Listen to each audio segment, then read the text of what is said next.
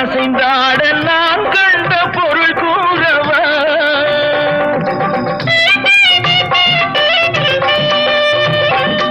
என் அண்ணாவை ஒரு நாளும்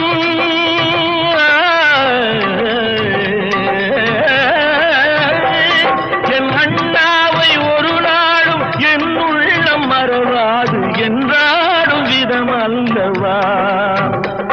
நீ வாழ்கின்ற நாடெல்லாம் திருநாளே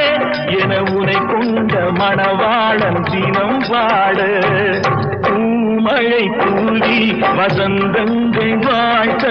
ஊர்வலம் நடக்கின்றது